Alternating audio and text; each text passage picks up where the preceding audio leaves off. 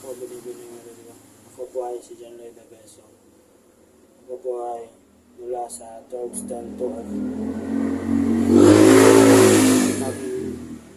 topic ko po ay paggagamit ng online learning sa pag-aaral. Ang pandaigdigang pandemyang COVID-19 ay mag-udyok ng pagbabago sa mga paradigma ng edukasyon na naglalaman sa mga sitwasyon na tuklasin ang alternatibong paraan ng pag-aaral. Ang paghayag na ito ay nagtataguyod para sa paggamit ng online learning bilang isang mabisang papalit para sa tradisyonal na face-to-face na pag-aaral. Sa mga oras ng hamon na ito, accessibility at kasanayan para sa lahat. Ang online learning ay umaabot sa mga geographical na hadlang nagbibigay ng akses sa edukasyon.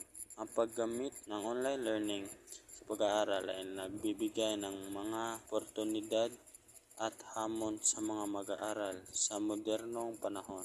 Ito ay isang sistema ng edukasyon na naglalaman ng iba't ibang teknolohiya upang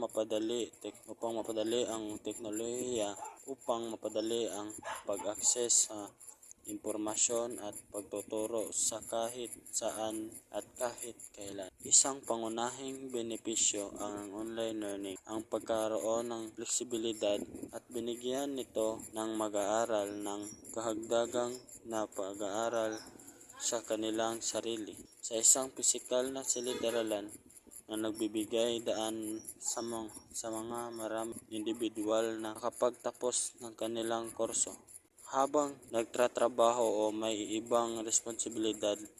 Bukod dito, ang online learning ay mag-aalok ng mas maraming pagkukunan at pagkakataon para sa alternatibong pag-aaral.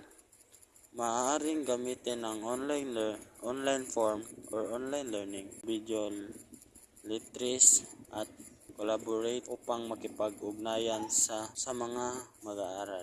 Pag-aaral at guro, ito ay nagbibigay daan sa mas malawak na pagsusuri at diskusyon ng mga konsepto, nagbibigay ng masising kaalaman sa bawat estudyante.